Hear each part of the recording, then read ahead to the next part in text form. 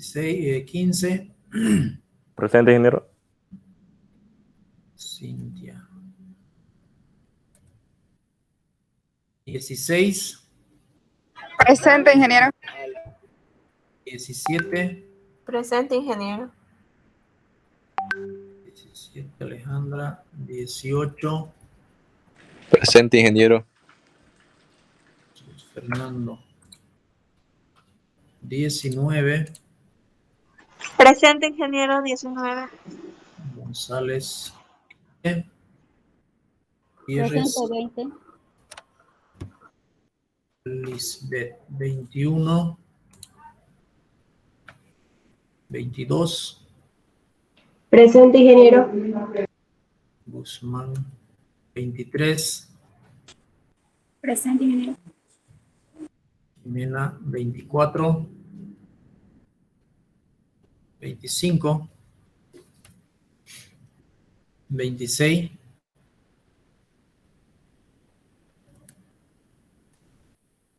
27. Presente, ingeniero. 28. 29. 30. 31. 30, presente, ingeniero, 30. 32. Presente, ingeniero, 32. 31, presente, ingeniero. 33. Presente, ingeniero. Rosario. 34. Presente, ingeniero. Tubeiza. 35. Buen día, ingeniero, presente. Buen día, Celeste. 36. Presente, ingeniero. Evelyn. 37. Presente, ingeniero. Mariel. 38.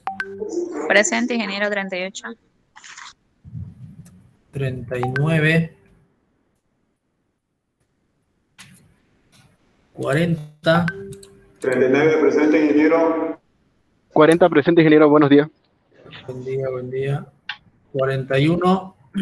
Presente, ingeniero. 42. Presente, ingeniero, 42. 43. Presente, ingeniero. Lisi. 44. 45. Presente, ingeniero. 45. 46. Ingeniero.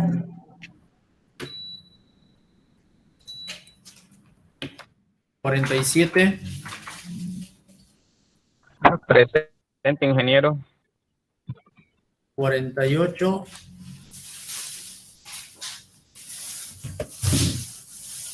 49. 49, presente, ingeniero, buen día. Buen día. 50. Presente, ingeniero. 51. Presente, ingeniero. 52. 53. Presente, 53. 54. Ingeniero, presente. 55. 56. 57. Presente. 58. Presente, ingeniero. 59. 60. Presente, ingeniero. Presente, ingeniero, 60. Ya. 61. 62. 63. 64. Presente, 63. 64. Presente, 64. 65. Presente, ingeniero. 66. 67. Presente, ingeniero. 68. 69. Presente, ingeniero. 70, Presente, ingeniero. 71, Presente, ingeniero. 72, 73, ya, 73, Sigue 69, se pasó, ingeniero. ya. El 73 no está, el 74, Presente, ingeniero. 75, Presente, ingeniero. 76, Presente, ingeniero. 77, 78 Presente, ingeniero. y el 79, Presente, ingeniero. ya, del 1 al 20, El 2. Presente, ingeniero. El 7, Favor, ingeniero. el 7, ¿quién más? Del Número 1 al 4, por favor. El 6, por 7, Ramón favor. Santaura. El 6, gracias. ¿Quién más del 1 al 20? El 12. Ya, ¿quién más? Del 20 al 40, 24, ingeniero. 21, ingeniero. Número 28, ingeniero. ya, 25, ingeniero. 26, ya, ingeniero. 28, ingeniero. ya está. ¿Quién más del 20 al 40? Del 40 al 60 52. y del 60 al final, 28, ingeniero. ya está ya. 67, ingeniero. 67. Ya.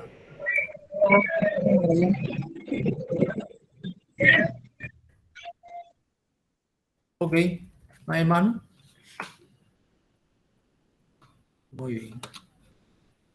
Vamos a ver en qué nos habíamos quedado.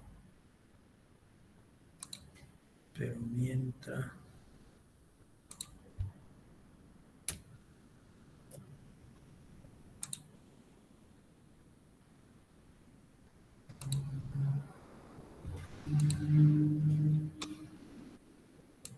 Losas. Habíamos visto losas, ¿no?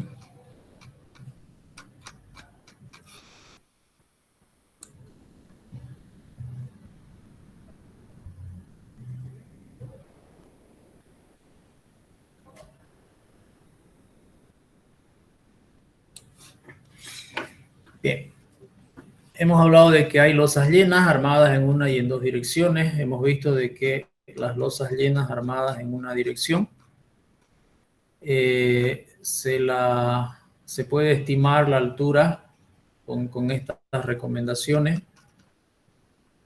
que son empíricas y se la calcula como si fuera una viga, digamos que una viga plana con un ancho unitario, ¿no? De 1 metro, o sea, es decir, de ancho 1 metro y su altura, la altura que vayamos nosotros a determinar con las formulaciones empíricas, ¿no? Con esos datos,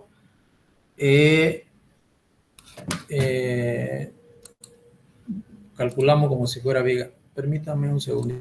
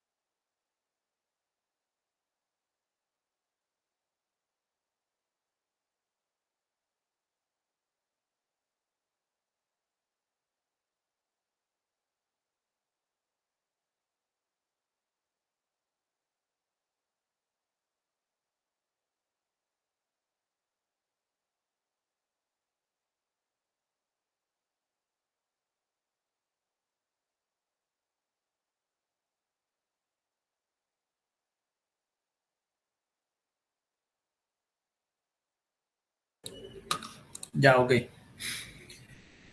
Habíamos visto de que se la interpreta como una viga normal, una viga plana. Hacemos las hipótesis de carga, los estados de carga, ¿no? Esta sería la viga, una faja, ancho unitario. Y hacemos nuestro estado de carga, nuestros apoyitos, nuestras cargas muertas, cargas vivas, estado 1, estado 2, estado 3, estado 4, los estados que correspondan a ser, dependiendo de la viga. Sacamos el diagrama de envolvente de momentos, envolvente de momentos y envolvente de cortantes. Y de ahí calculamos las armaduras, tratando siempre de observar la cuantía mínima establecida en la norma. La que está con amarillo es la ACI y esta otra es la europea. Algunos conceptos de las armaduras de tramo, armaduras de apoyo, la metodología de armado que habíamos visto. Siempre se recomienda la mitad de la armadura poner de apoyo a apoyo y la otra mitad de la armadura hacerle un doblez, ¿no? Entonces nuestra armadura quedaría vista en corte de esta manera, ¿no? Donde el primer tramo tendría en la parte inferior, mejor dicho, en la parte inferior, y la otra mitad de la armadura la doblamos, ¿no? En el tramo ponemos abajo en la parte traccionada y en los apoyos ponemos arriba, la doblamos hacia arriba para que trabaje, contribuya a la cara traccionada de la losa. ¿Ok? Después el tema de los esfuerzos cortantes. Ahora, ¿cómo nos va a quedar? Así nos va a quedar en un plano. Este es un esquema, digamos, de un plano. Como se ve en el plano realmente cuando uno imprime y presenta la CIP, más o menos tiene esta forma, ¿no? Donde nosotros vamos a ver fierro, por ejemplo, de 10 cada 40, que van rectos en la cara inferior, y este tipo de dobleces en el fierro de 10 también cada 40. Entonces, como tengo un FI de 10 cada 40 doblado y un FI de 10 cada 40 recto, entonces todos mis FI son prácticamente FI de 10 cada 40, ¿no? Y los negativos nos ayudan a contribuir, soportar el momento negativo. Si la suma de estas barras que pasan aquí son mayores, son menores a lo que necesita como armadura el momento negativo, se le calcula la armadura, la diferencia, ¿no? La diferencia de la solicitación se le calcula y se le aumenta una barrita aquí. Cuando yo hago este tipo de esquema, el 20% de la longitud tiene que volar. Es decir, si mi longitud del primer paño que está a la izquierda mide 4 metros, entonces yo vuelo 80 centímetros. 4 por 2 es 8, 80 centímetros, ¿no? 80 centímetros hago pasar del eje de la viga hacia la izquierda las armaduras que vienen de la losa que está a la derecha. Lo mismo con esta otra, ¿no? Esta otra armadura de la losa de la izquierda pasa hacia la losa de la derecha el 20% de la longitud de la losa de la derecha. Si la losa de la derecha mide 5 metros, entonces pasaría 1 metro. ¿Ya? Si voy a colocar un refuerzo acá, porque seguramente la armadura de aporte de la losa de la derecha más la armadura de aporte de la losa de la izquierda, de ambas losas, sumadas, no me alcanza para resistir el momento negativo solicitante. La diferencia voy a colocar unas barritas de fierro acá, ¿no? Y esas barritas de fierro se coloca 30% del eje de la viga, 30% de la longitud de la losa a partir del eje de la viga. Ya no es el 20, el 30. Entonces esas barras sueltas van a ir 30% de esta longitud a la izquierda, 30% de la longitud de la losa de la derecha hacia la derecha. Y con eso complementaría yo la armadura. Algunas veces hay que reforzar, ¿no? Y algunas veces estas armaduras que suben para arriba incluso sobrepasan el momento negativo. Entonces eso depende de lo que estemos nosotros, de cómo estén nuestros esfuerzos y demás cosas, ¿no? Algunos parámetros de referencia sobre el tema de los espesores de las losas, ¿no? Si es losa armada en una dirección de entrepiso, son 7 centímetros aproximadamente el espesor de la losa llena. Si es para vehículos serían 12 centímetros, ¿no? Y si es una losa solo de limpieza, serían 5 centímetros aproximadamente. Eso no son referencias nomás, no. Ya, por deformación, bueno, tenemos algunas fórmulas empíricas para arrancar con una altura y no partir a ciegas. La ACI también hace unas recomendaciones que podríamos considerar, ¿no? De tomar en función a los apoyos, simplemente apoyada en un extremo continuo, ambos extremos continuos y en voladizo. Estas son las recomendaciones que nos hace la ACI como altura H que debemos de tomar para iniciar nuestra iteración de cálculo. Puede cumplir como también puede no satisfacer nuestras expectativas y podemos cambiar, ¿no? No es que va a ser L sobre 20 y punto. No. Nosotros decidimos lo que vamos a poner de altura en función a lo que estemos diseñando y a lo que querramos obtener como resultado. Las separaciones de las barras no deberán ser mayor a 1.5 del espesor de la losa como referencia. Y tratar en lo posible nunca superar los 20 centímetros. ¿Ya? Esas son parámetros referenciales para tenerlos en cuenta. 1.5 del espesor de la losa. Si es una losa de entrepiso, que estamos hablando de 12 centímetros, entonces sería 12 más 6, ¿no? Serían 18 como máximo la separación de la armadura principal. Los recubrimientos normalmente 1.5 centímetros en losa. ¿Ya? Si tenés un área, una losa protegida, qué sé yo, no está la intemperie, etcétera, etcétera, puedes usar 1 centímetro de recubrimiento. ¿Ya? Pero por lo general 1.5 centímetros de recubrimiento. Ahora, si estamos hablando de una losa de fundación, bueno, ya es otra cosa. 4 centímetros es realmente mínimo, ¿no? Normalmente hay que tratar de usar por los 8 centímetros aproximadamente, dependiendo del tipo de suelo, de las agresiones y la humedad que tenga el suelo. Si estoy trabajando en un suelo donde es imposible que haya humedad, no merece ponerle 8 centímetros, ¿no? No merece. Ahí podríamos ponerle 5, digamos, en un lugar donde el nivel freático está lejos, no hay posibilidad de humedad, etcétera, etcétera, entonces le podemos poner 5. Pero si es húmedo, tratemos de trabajar entre 6 centímetros, 8 centímetros. Eso depende del criterio del ingeniero, de las situaciones en las que está construyendo, y también puede ser 10 centímetros, ¿eh?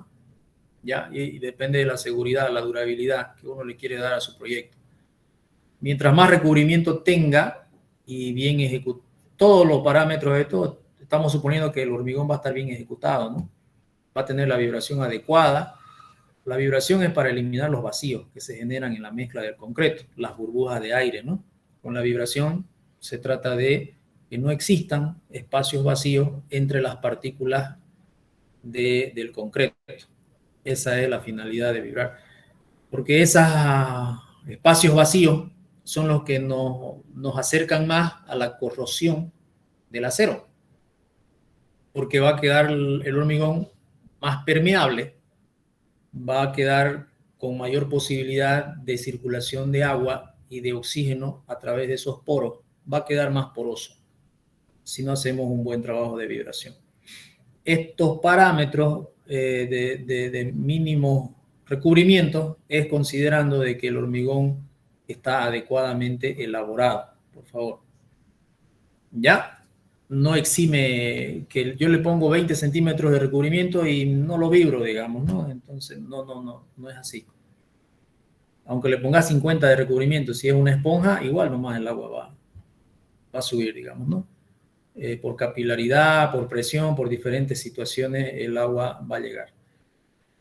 Entonces, si nosotros queremos darle mayor durabilidad a nuestro elemento estructural que está enterrado o sometido a humedad, le aumentamos un poco el recubrimiento, mejoramos el tema de vibración, de repente utilizamos un aditivo que nos permita eliminar los vacíos, mejorar la trabajabilidad, disminuir la cantidad de agua para aumentar la resistencia.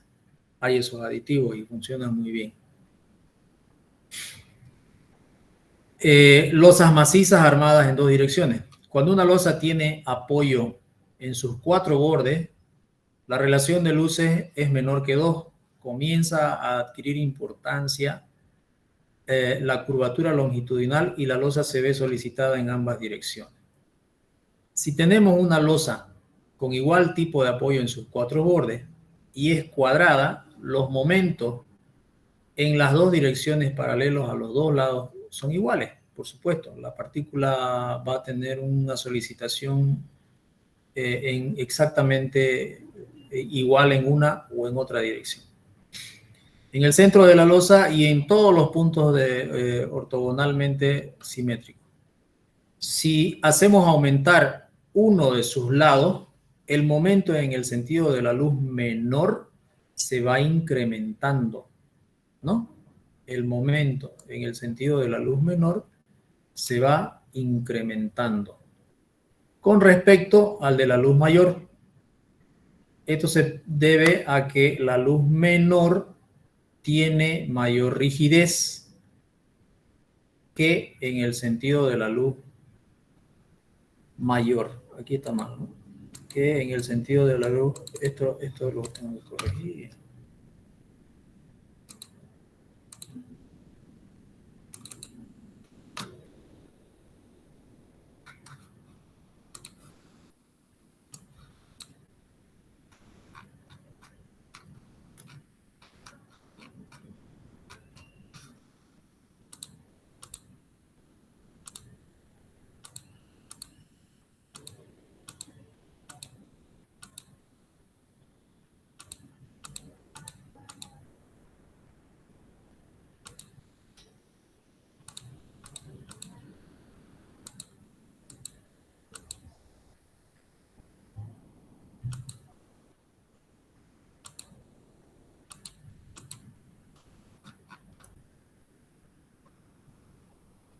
¿Dónde estamos? Losa maciza armada en 2 direcciones.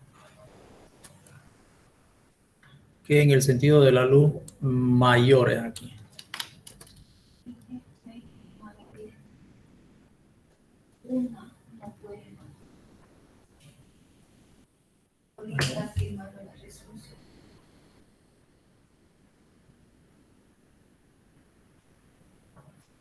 Dígale entonces que lo hagamos a las 2, dígale para que el ingeniero Carreño no puede a la 1, no va a llegar.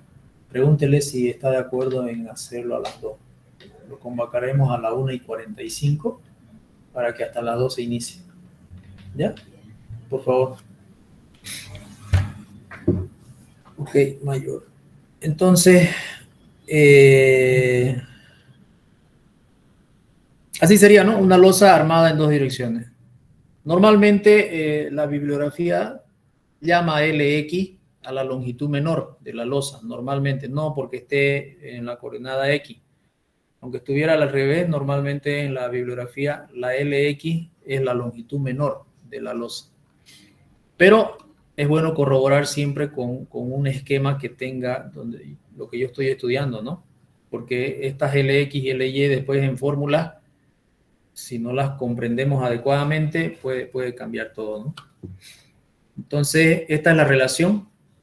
Si LY es igual a 2 veces LX, entonces el momento en Y va a ser aproximadamente el 20% del momento en X, ¿no? Cálculo de las solicitaciones. Actualmente existen 2 métodos desarrollados para el cálculo de los esfuerzos. El método elástico y el método plástico. El método elástico que sigue la teoría matemática de la elasticidad y el plástico que toma las líneas de rotura como método de cálculo, ¿no? El material que contribuye la losa estas son las hipótesis por las cuales se establece la teoría de la metodología en base a la teoría de la elasticidad, ¿no? El material que contribuye la losa se comporta de manera homogénea, isótropa y elástico entre los límites de carga de servicio, siendo por ello válida la ley de Hooke. Entonces, si bien no es 100% cierto todo esto, se lo establece como si lo fuera. Por eso es una hipótesis, ¿ya?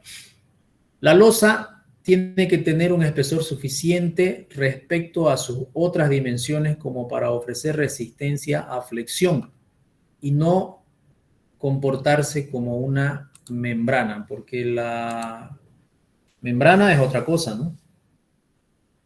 La flecha en un punto cualquiera de una losa es muy pequeña respecto al espesor. Tiene que ser, es una hipótesis. La losa no experimenta variaciones de espesor debido a la deformación. Otra hipótesis que tampoco es 100% verdad. Las leyes de flexión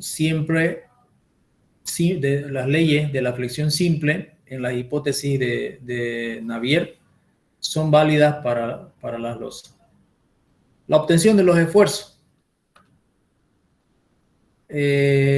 Soluciones clásicas, métodos modernos, ecuaciones diferenciales han construido tablas que proporcionan los esfuerzos para las losas de forma rectangular, básicamente y con cargas uniformemente repartidas.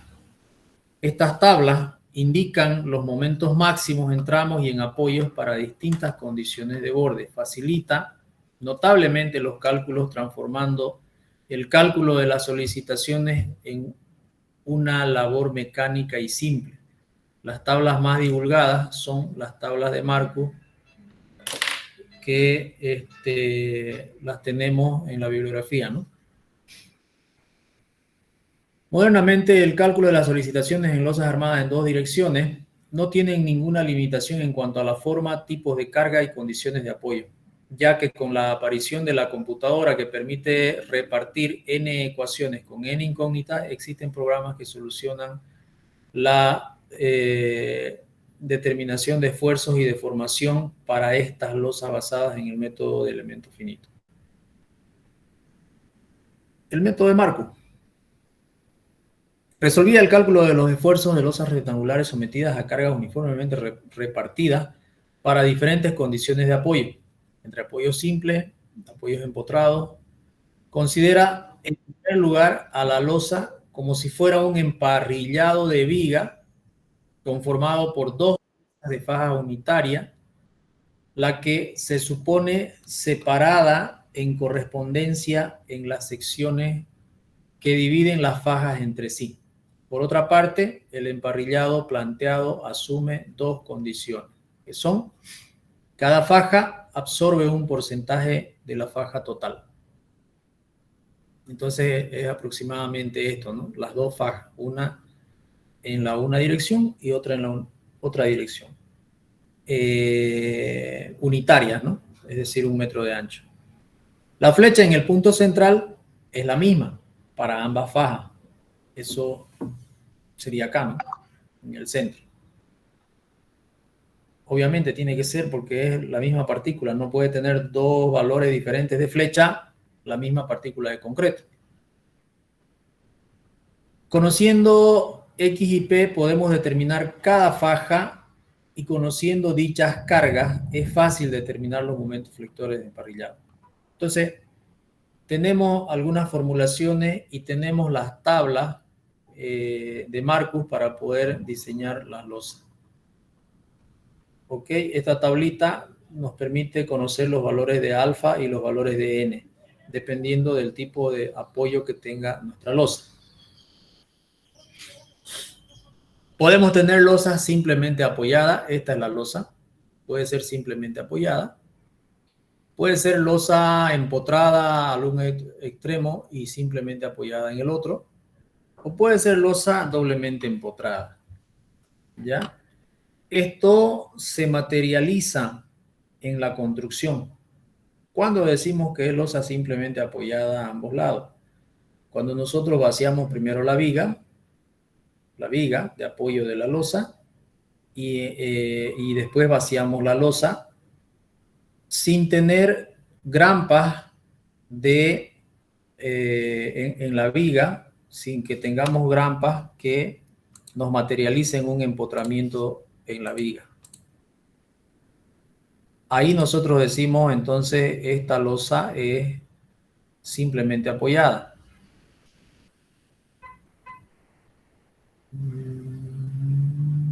¿Dónde lo tengo?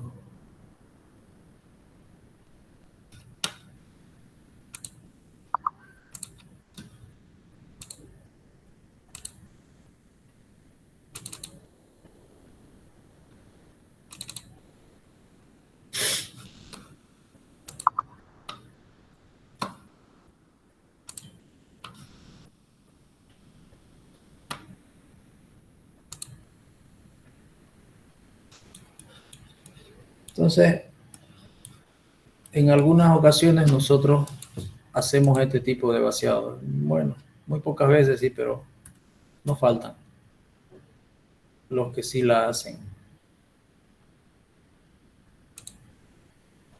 Una viga, vacían primero la viga y de ahí vacían la losa. Esa es una forma de trabajar, digamos, ¿no? Lo ideal, y bueno, y no se deja nada, es decir, la viga estaría con una armadura de estribo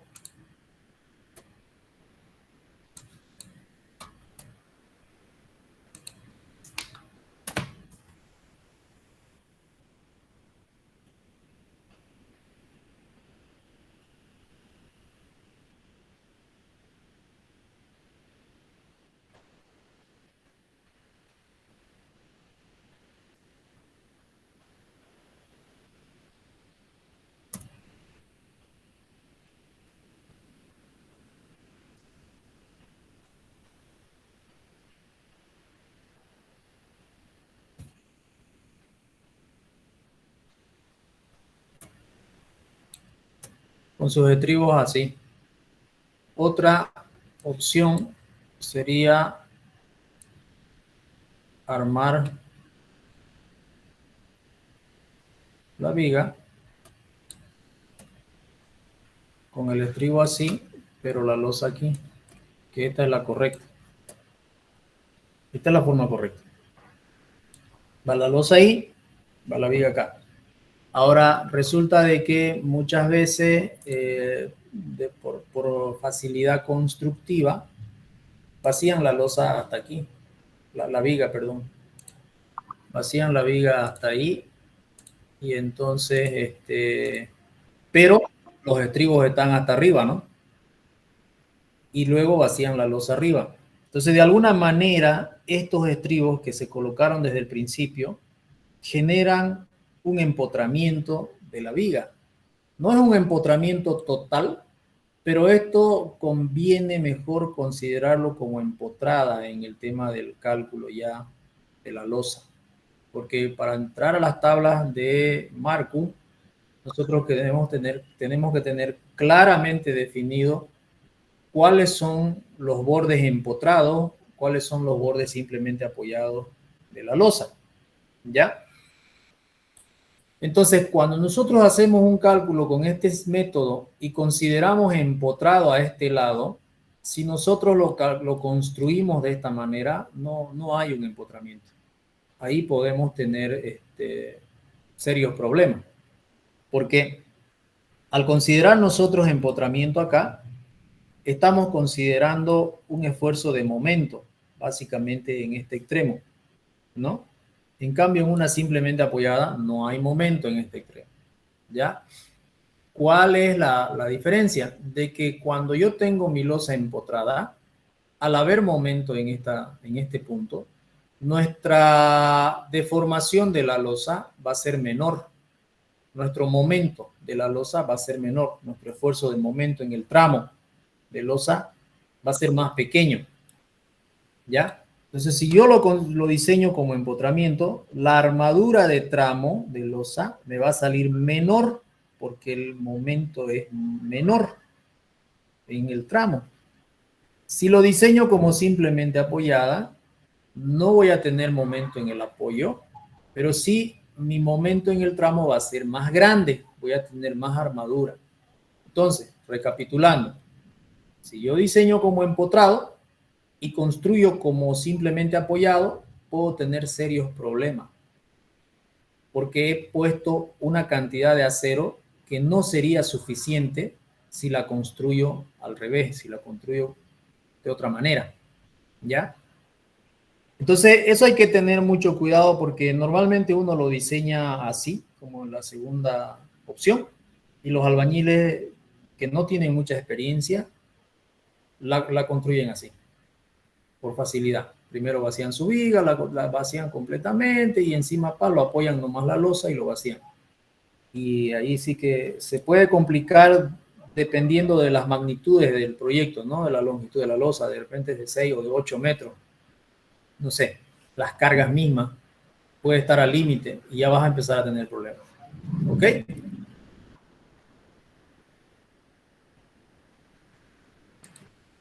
Ajá. La primera opción, esta de acá, a fallar la losa. A ver cómo sería acá. Simplemente apoyado. No, no necesariamente. A fallar por corte en el apoyo, me decís, ¿no? No, no necesariamente. Es decir, si nosotros analizamos en la primera opción, nuestra losa va a salir más armada, va a tener más armadura nuestra losa, va a ser más antieconómica que diseñarla como la segunda opción. Esta segunda opción va a ser más económica, ¿ya? Entonces, va a tener menos fierro, va a tener menos armadura esta segunda opción. ¿Ya? Entonces, el corte no va a ser esta más propensa a fallar por corte. Es más, en todo caso, tendría que ser todavía mejor, digamos, al corte, la primera opción. Pero esta también te vas a verificar al corte y te va a cumplir. Normalmente, el corte no es el problema, normalmente, en este tipo de elementos. A no ser que tengas cargas, digamos, especiales o longitudes especiales, donde ya ahí sí el corte se te vuelve un problema, ¿no? Hay que controlarlo ese tema, pero no es más propensa la primera opción a fallar por corte. Estamos losas llenas. ¿Ya? Entonces, hay albañiles que construyen su viga, pero lo dejan, les decía yo, el estribo hasta arriba. Y la vacían después la losa monolíticamente con la otra mitad de la viga. Entonces ahí hay un tema de que no está, digamos, no hay normativa, digamos, que te diga qué ocurre con esta situación. Ya depende del criterio tuyo si la diseñas como empotrada, porque no es totalmente empotrada. Tiene su anclaje aquí, porque este estribo va a servir como de anclaje al hormigón que se va a vaciar encima. Pero la superficie de contacto entre el hormigón viejo y el hormigón nuevo no tiene una adherencia perfecta. Entonces es una superficie prácticamente de falla, ¿no? Ahora, hay compuestos químicos, aditivos químicos, que te permiten aumentar el porcentaje, si se puede llamar, de empotramiento a este sistema, adheriendo, mejorando la capacidad de adherencia entre el hormigón viejo y el hormigón nuevo. Sika vende un producto y todas las que venden aditivos, donde uno le pasa con ese producto al hormigón viejo, después de limpiarlo, lavarlo, tenerlo bien limpiecito el hormigón viejo, le pasa con ese producto como pintura, lo pinta, y tienes algunos minutos que trabaja el producto, se calienta ese concreto viejo para poder vaciar el concreto nuevo y generar como un pegamento, como que colar el hormigón nuevo con el hormigón viejo. y mejoran las condiciones de adherencia entre esas dos. Sigue existiendo la superficie, pero no es de la misma magnitud que no ponerle nada. Y muchas veces ni siquiera lo limpian, ¿no? Vacían hasta acá, encofran y los residuos de madera, los residuos de fierros ahí, las partículas están en la superficie esta, ni lo lavan, ni lo limpian, ni nada, y le meten nomás el hormigón encima, y ahí están empeorando la situación, porque ahí sí que ya no hay nada de adherencia entre el hormigón viejo y el hormigón nuevo, ¿no? Pero sí, este anclaje te garantiza un grado de empotramiento entre la losa y la viga, ¿ya? Por eso lo mejor de lo mejor es un vaciado monolítico, viga, losa al mismo tiempo. Eso es lo mejor, eso es lo mejor, eso es lo ideal. Ahí no hay donde perderse, es empotramiento perfecto, no hay donde darle vuelta. ¿Ok? A ver, sigamos, ¿qué más tenemos aquí? Entonces, entramos al método directamente, el método de Markov. Estas ecuaciones están también en los encabezados de la tabla de Markov que nosotros usamos para encontrar los momentos de apoyo y los momentos de tramo. Los momentos flectores de apoyo para emparrillado son los mismos que para la losa. Es decir, la acción favorable de los momentos torsores que disminuirían los momentos flectores en los tramos de losa no se desarrollan en los casos de los apoyos. De ahí que para la obtención de empotramiento se aplica lo siguiente. En el caso de losa. Tenemos nosotros una forma de eliminar, absorber los momentos de torsión en una losa, que se generan en una losa. Y es simplemente aumentando un porcentaje de la armadura principal y armadura secundaria. Que eso lo tenemos más abajito. A ver. Este de acá es como un ejercicio con datos para simplemente encontrar los valores de epsilon que están en la tabla, donde LY siempre se considera, generalmente se considera el lado más largo y LX el lado más corto. Entonces, como un ejemplito para ir calculando los valores de tabla, para comprender la tabla. LX 4.5, LY 5.5. Si eso es así, entonces el epsilon va a ser 1.22, LY sobre LX. ¿Ya? Designamos la luz mayor a LY, la luz menor a LX. Así está la tabla. La tabla de Markov, donde ustedes pillen LX, es el lado más corto.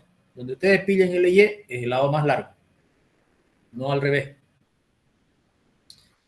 Entonces, si en el ejercicio que ustedes están haciendo, por algún motivo o algún error o por una trampa, el profesor les pone LX igual a 5.5, LY igual a 4.5, o sea, le vuelca el significado, ustedes no vayan a cometer el error en la tabla de Markov, volcarlo esto, ¿no? Acá, más que ser el valor de epsilon LY sobre LX, en realidad es longitud mayor sobre longitud menor. Ahora que la longitud mayor se llame Juanito y la longitud menor se llame Pepita, eso es otra cosa. Ustedes tienen que agarrar longitud mayor sobre longitud menor. ¿Ya? Porque ocurre. De repente, por hacerles una trampita, lo cambiamos esto y ustedes tienen que razonar y colocar lo que corresponde aquí. Buscar el paso número 2, buscar la tabla correspondiente al tipo de apoyo de los momentos flectores. A ver, voy a tratar de buscar la tabla de Markov acá para que la conozcan si es que no la conocen y para que la recuerden los que ya la conocen. ¿Dónde lo tengo? Aquí quizá.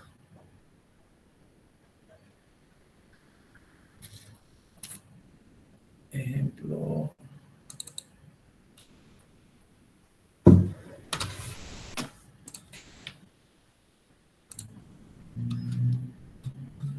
No voy a hacer esto ya. Siglo 10. si lo pillan. Una boca.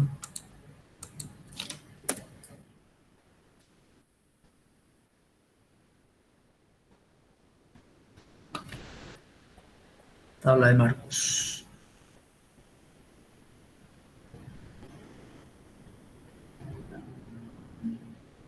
Quizás esta. Estas son las tablas de marco. Voy a ver si una de estas otras es la misma, ¿no? Y la otra es la misma. Ok, estas son las tablas, las famosas tablas de marco.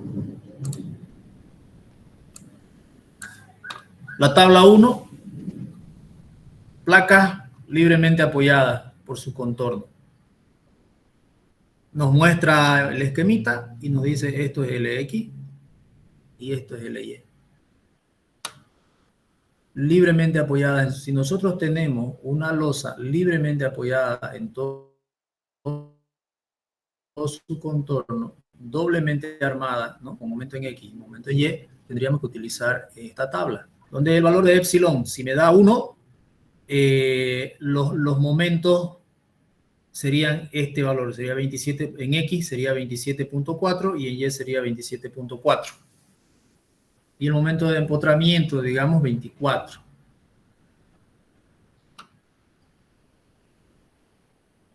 Ok, aquí están las formulitas donde yo tengo un valor de K, que lo voy a usar más adelante, que es igual a la carga Q de la losa por el producto de las longitudes. ¿Ya? Y finalmente, el momento de tramo en X es igual a K dividido entre el momento reducido en X, a este valor de la tabla. El valor de K lo saco con esta ecuación y el valor de M sub X lo saco con la tabla, obteniendo epsilon primero, ¿no? Y el momento en Y es igual a K sobre el momento reducido en Y de la tabla. Entonces, por eso el paso número 1 era encontrar epsilon. Primero, bueno, saber qué tipo de losa estoy tratando, entrar en la tabla correcta, después encontrar epsilon y calcular por tabla los momentos reducidos. Y con esos momentos reducidos, calculo los momentos de tramo en X y en Y. Ahora, en esta tabla, por ejemplo, nosotros vemos con armadura de torsión, sin armadura de torsión. Entonces son valores un tantito diferentes en algunos casos con los de arriba. Como que son mayorados, digamos, ¿no? ¿Ya? Una losa con un borde empotrado, con uno de los bordes más largos empotrado. Borde mayor empotrado. Uno de los bordes mayor empotrado. Sería esta la tabla, si tengo este caso. Así se simboliza. Un borde empotrado y los demás libres, simplemente apoyados. 3 bordes simplemente apoyados y uno empotrado. Sería esta la tabla. Esto es para el cortante. Si yo tengo una losa que tiene un empotramiento en el lado corto y todos los otros 3 son simplemente apoyados, sería esta la tabla, la 2B. La forma de uso de la tabla es la misma para toditas, ¿no? Si tengo los 2 lados largos empotrados, sería esta la situación. Lo mismo, calculo primero epsilon, calculo el valor de K. Con el epsilon encuentro mi momento reducido y con el momento reducido y el valor de K encuentro mi momento en el tramo en X y mi momento en el tramo en Y. ¿Ok? Este otro es el momento de empotramiento en el lado Y, que sería el M sub E X. Ok. Bueno. Y así, entonces tengo las tablas. Esta otra tiene los bordes cortos empotrados y los bordes largos simplemente apoyados. Esta tiene un corto y un largo empotrado, tanto para los valores de momento y los valores de cortante. Esta tiene 2 largos empotrados y un lado corto, uno simplemente apoyado. Entonces, la situación que tengamos en la realidad podemos encontrarla en la tabla así. Si hay una situación especial que no está en tabla, esta es empotrado a todos los lados. Esta sería un paño intermedio de todo un proyecto, ¿no? De piso, la que está al medio, digamos, ¿no? Y todas las losas alrededor están empotradas, ¿no? Entonces, si no hay... ¿Sí? Una consultita, cuando la losa está completamente empotrada en todos sus lados, ahí ya no usa armadura de torsión, ¿no? Solamente en los lados que están libres, que se le pone la armadura de torsión. Sí. En realidad, lo que hacemos nosotros es aumentarle a la armadura de tramo, le aumentamos el espesor para eliminar la armadura de torsión, la necesidad de la armadura de torsión. Aquí le voy a mostrar un esquemita sobre lo que usted acaba de preguntar.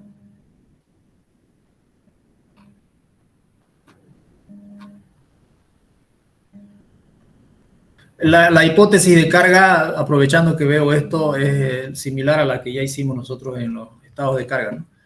Un paño cargado, un paño descargado, otro paño cargado, así como un tablero de ajedrez. Como un tablero de ajedrez. Se carga este paño. Cuando yo digo un paño cargado, me estoy refiriendo a la carga P, la carga viva, porque siempre va a estar la carga G en todos los paños, siempre. No va a haber ni un segundo de oportunidad de tener, digamos, un paño sin carga G, pues, ¿no? Porque el carga G es su propio peso. Entonces eso siempre va a estar. Lo que sí puede haber es situaciones diferentes, ¿no? Que en una ocasión estos cuartos estén cargados y los otros no. En otra ocasión sea al revés, digamos, ¿no? Los que estaban cargados ayer están descargados hoy día y están cargados los otros, así. Como un tablero de ajedrez. La armadura de torsión lo tengo por acá. Acá debe estar. No, aquí. Aquí está. Entonces, cuando se generan la torsión, fíjense, normalmente en esta situación, nosotros tenemos simplemente apoyado y generamos una torsión ahí. Aquí se generan los elementos de torsión. Es lo que usted decía, ¿no? Acá voy a tener torsión. Acá, acá, acá, acá, acá. En este caso, cuando tengo empotramiento, la torsión es 0, básicamente. ¿Cómo resuelvo el problema? ¿Cómo resuelvo el problema? Hay dos opciones. Una opción, calcular una armadura especial para torsión, que también lo prevé el método de Markov. Hay que calcular una armadura especial para torsión y colocarla en la esquina donde se va a generar la torsión con una longitud de 0,20 de la longitud paralela a la cual estoy colocando la armadura. Entonces 0,20 de LY, 0,20 de LX, la otra armadura. Y la coloco esta parrillita, adicional a la parrilla normal que me va a soportar la losa, digamos, adicional. La otra opción es simplemente incrementar la armadura, incrementar los valores de momento. Es decir, multiplicar el momento que yo calculé por un factor de corrección por torsión. Un factor de corrección por torsión, que normalmente le llamamos Rho. No lo pillo por acá. En la tabla de Markov está el valor de Rho. Ese Rho es un coeficiente de mayoración de momento para calcular armaduras que ya no necesitan armadura adicional por torsión. ¿Ok? Entonces se multiplica, se lo mayora los momentos para no colocar armadura por torsión. Coeficiente Rho para la rigidez de borde. Aquí está, ¿no? El coeficiente Rho. Entonces ese Rho lo calculamos también en función al tipo de losa, a la situación que tenemos, calculamos el epsilon y vamos a calcular el coeficiente Rho de mayoración de momento.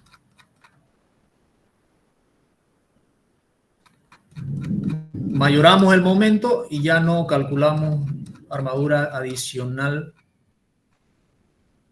para la torsión. ¿Dónde está la tablita? 9 creo que era. Ya me pasé.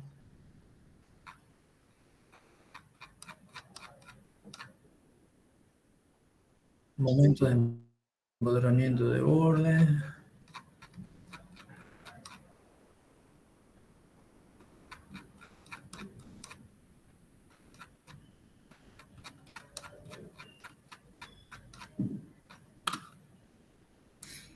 Entonces estas son todas las tablitas que tiene Marco para las diferentes situaciones que nosotros tengamos de necesidad de estabilizar.